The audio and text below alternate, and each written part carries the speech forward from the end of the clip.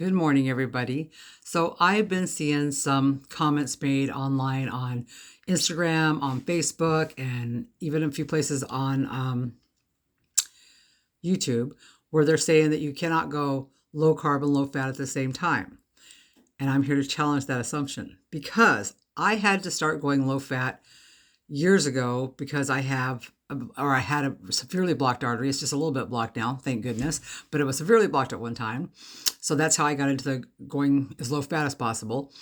And then I had to go low carb because I had gotten up to almost 300 pounds after I had my stroke, and that just was not going to cut it for me, right? So I started the whole low carb vegan thing. I've been vegan for about 9 years now, almost 10. And at first, I was very high carb and probably medium fat. I've never really been high fat, but probably medium fat. And when I first went low carb, I, like everybody else, thought, oh my God, this is going to be like Atkins. I'm going to have to eat a bunch of fat, blah, blah, blah. And I didn't want to do that, okay? Because of the blocked artery, right? So I'm going to show you that you don't have to do that. So hang on a minute because I want to turn the camera around and show you a few things that I have here in front of me. So hold on a second. Okay. This is my lunch today. This is going to be my dinner. I always pre-plan my stuff out. Net carb is 0.000.002 grams because of the strawberries. That's if I have the strawberries. If I don't, it's 0 all the way down. Net carbs. Protein, 15 total in the 1 meal and 14 total in the other meal. Not as high as I would like, but I could always double up my proteins because, again, there's 0 net carbs. So that is a possibility. Fats, 0 and 7. The one that is 7 is the tofu, but it's only, I think, 1.5 grams of saturated fat, which is nothing. The second one is 2 grams, and that is the chicken pieces. Again, 0. This one is 0 saturated fats. So calories are low. I will admit calories are low, but remember, I'm the person who doesn't think you have to eat a shitload of calories. As long as you have energy, you feel good. Okay, this is lunch. My lunch is the healthy noodles and my favorite tofu. Okay, very simple. It's got a few little pieces of hot chili peppers. It's got some fresh herbs from the garden. It's got some seasoned salt. None of them have fat. Minimal carbs, like less than 1. So my whole meal is probably less than 1 carb. This is the dairy chicken pieces that I've just discovered recently. I've only used them once so far. They have total fat 2 grams, no saturated fat. Sodium's rather high, a little higher than I like, but not that high. If you add all my sodium per day, it's not even as much as we're allowed. Total carbohydrates are 5, but your dietary fiber is 5. That makes it it makes it 0 net carbs. Total sugars are less than 1, and it's funny because sugar isn't even on the list of ingredients, so I don't know where the sugar comes from actually, but whatever. Okay, and then this is the slip on the tofu I use. Okay, so you can see the 7 grams of fat, 1.5 saturated, 0 cholesterol, 10 milligrams of sodium, very low. Carbohydrates 2, dietary fibers 2, gives me a net of 0. Protein 14. Very good. I love this brand of tofu. Healthy noodles. Okay, here's what I love the best about these noodles, besides this. 0 fat, 0 cholesterol, sodium is 180, not bad. Total carbohydrates 6, dietary fiber 6, 0 net. Not really enough protein. That'd be nice if it had more, but here's what I love the best about these. I love how soft these are. Let me show you. They're not like most vegan and low carb noodles are really rubbery. These aren't. These are mushy, kind of like they remind me of the noodles that are in Top Ramen.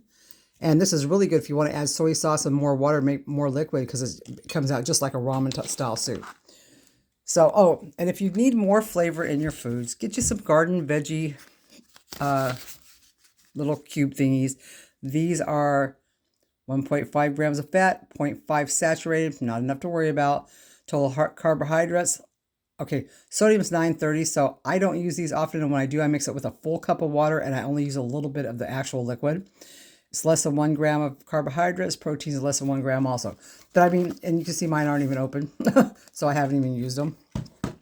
So keep things simple. And you could definitely do 0 carb if you want to on vegan. I know everybody says you can't, and in the beginning, if you look at the videos that I made in the very beginning, I was swearing them down. This is the hardest thing I'd ever done. Now it's nothing. I don't find it hard at all to go low carb. And there's days that I get 20 or 30 carbs and I get a lot more calories. I'm a cycler. Like some days I cycle higher. I have more carbs. I have more food. When we went walking around the zoo the other day, we made a picnic and took with us. I definitely had more carbs and more, just more food overall because we were walking like for hours at the zoo. So it kind of depends. If I'm at home all day and I'm not doing anything, I'm going to eat 0 carb meals and just rest my body, let my GI system rest, let my digestive system rest.